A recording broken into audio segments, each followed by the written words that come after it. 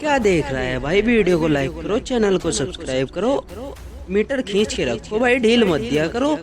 नमस्कार भाईजान। भाई अब के बार किस किस खिलाड़ी का करियर खा रहे हो भाई अब के बार चैंपियंस ट्रॉफी में? क्योंकि स्टीव स्मिथ पहले ही संन्यास ले चुके हैं अपने ओडीआई फॉर्मेट से, और अब किस किस खिलाड़ी की बारी है आप सोच सकते हो।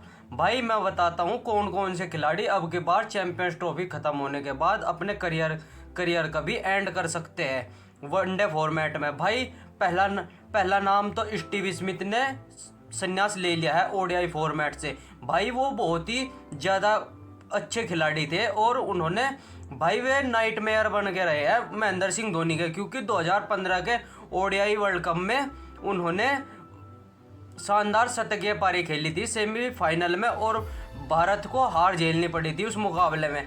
और ये ऐसा ही नहीं, महेंद्र सिंह धोनी को ये बहुत ज़्यादा परेशान करते थे, और बहुत से कप जो आ सकते थे महेंद्र सिंह धोनी की कैप्टनसी में, भाई वे स्टीव स्मिथ की वजह से वे अपने उस लक्ष्य से चूक गए।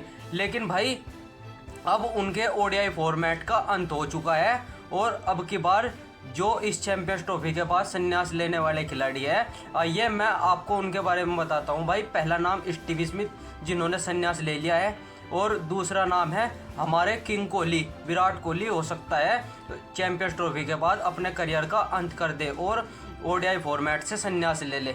वहीं पे भाई तीसरे नंबर पर आते हैं हमारे गिरधारी भाई रोहित शर्मा, और भाई वे भी ले सकते हैं अपने ओडीआई फॉर्मेट से संन्यास। और भाई चौथे खिलाड़ी है रस्सीबंदर दुसेन साउथ अफ्रीका के, क्योंकि 36 साल के हो चुके हैं, और भाई हो सकता है चैंपियंस ट्रॉफी के बाद वे भी अपने करियर का अंत कर दे।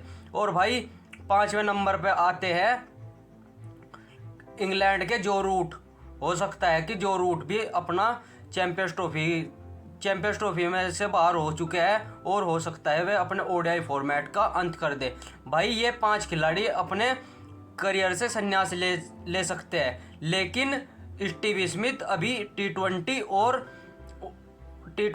टेस्ट खेलना जारी रखेंगे, जिसके कारण वे अब भी तकलीफ दे सकते हैं भारत को या फिर आने वाले टूर्नामेंट में। भाई वे बहुत ही आक्रामक तरीके से खेलते हैं, और वे उनका टेम्परामेंट भी बहुत ही अच्छा है, औसत भी उनका बहुत ही शानदार रहा है ओडीआई फॉर्मेट में भी, और भाई तीनों फॉर्मेट के वे दिग्गज प्लेयर रहे हैं।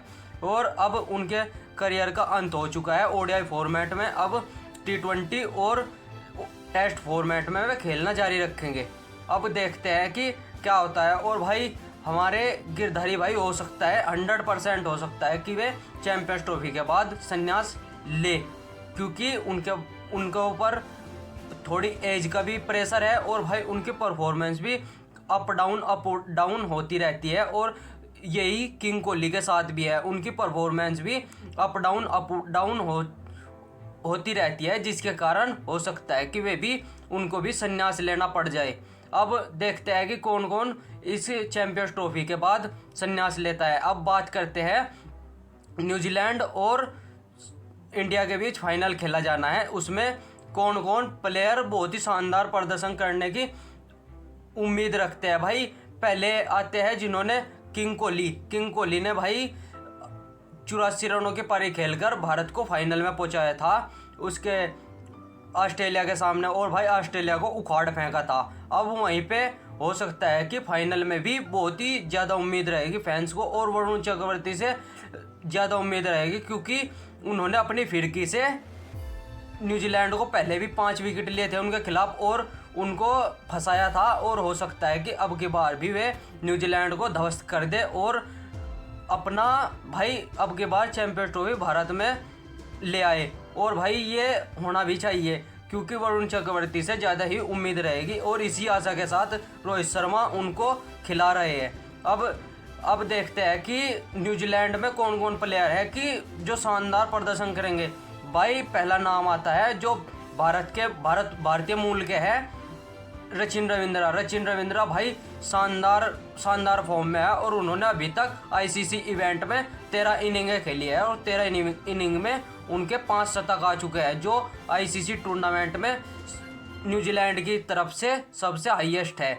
और भाई वहीं पे केन विलियमसन भी 4 शतक लगाने वाले खिलाड़ी बन गए हैं अपनी 36 इनिंग में आईसीसी इवेंट में। और भाई ये देखो कि 13 इनिंग और 36 इनिंग में कितना बड़ा डिफरेंस है भाई। इससे अंदाजा लग सकता है कि सचिन रविंद्रा किस तरह के खिलाड़ी है। और भाई उन्होंने जब से वे आए हैं न्यूजीलैंड को एक मजबूती दे दी है, जिसके कारण न्यूजीलैंड का प्रदर्शन बहुत ही अच्छा हो गया है। और अब डेरिल मिचेल भी बहुत ही शानदार खिलाड़ी है और भारत के खिलाफ वे हमेशा प्रदर्शन करते हैं। उन्होंने 2023 के वर्ल्ड कप में भारत के खिलाफ 2 मैच खेले थे और दोनों में शतकीय पारी आई थी उनकी।